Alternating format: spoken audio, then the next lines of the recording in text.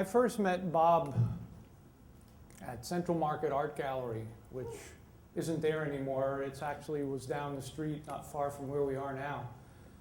Bob, as it turned out, was the classic example of the struggling artist. And at age 65, it was his first major show in an art gallery here in Lancaster. Now, I really didn't notice the tall, white-haired man standing in the gallery, who, as it turned out to be, was Bob. I was more interested in one of the paintings that was on the wall, part of the show, which was one that he had done.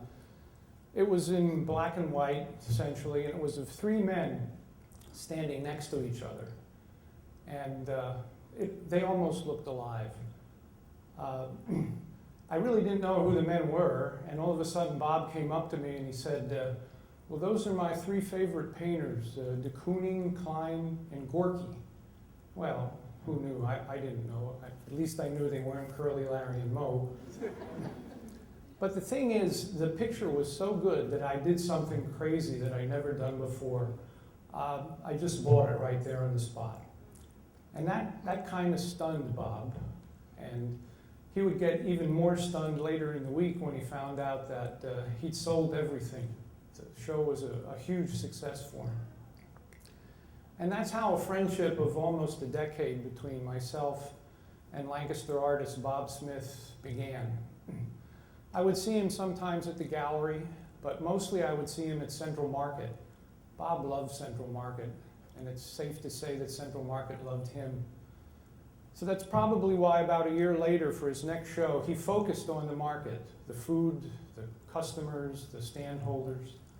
And the really neat thing about that show for me was that I got to help him transport the finished paintings from a little studio that had been given to him up on Queen Street.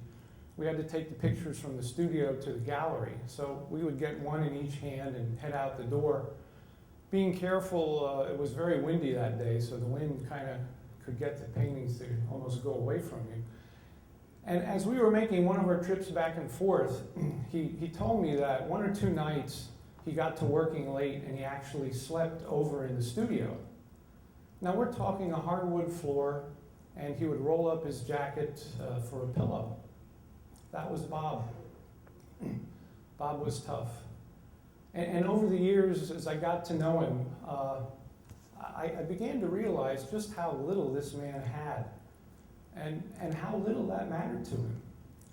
He lived on a very small monthly Social Security check. He rented a room on his own down on Mulberry Street, never had a car, never had the latest smartphone, walked all over the city. That's how he got around. And yet he was always happy and content and so kind to everybody he encountered. I never really heard him complain about anything. He never complained about not winning the lottery. I don't think he ever tried. But the only time I ever heard him talk with a little bit of regret was one morning we were having breakfast down at this little restaurant on Orange. And yeah, I remember that. He stole most of my home fries that day. He was sneaky like that. But somehow we got to talking about getting older. And suddenly he looks at me and he says, you know, inside every old person, there's a young person wondering what the hell went wrong. I don't know if that was an original line, but it certainly hit the nail on the head. And I really enjoyed spending time with Bob. He really had a way of loving everybody he came in contact to. So, heroes. Superman's a hero. He can fly, he can see through walls. Those are things I've always wanted to do. And then, to me, there's the everyday kind of hero.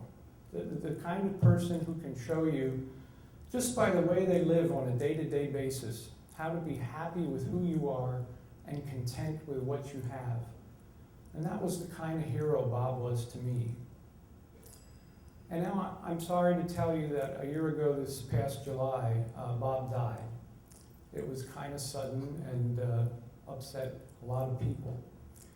And every time I go down here to market, I just expect to see him standing there with a cup of coffee in one hand, smiling and joking around with somebody. And I suppose eventually I'll get over that. But I don't think I want to. Hey, thanks for listening. Thank you.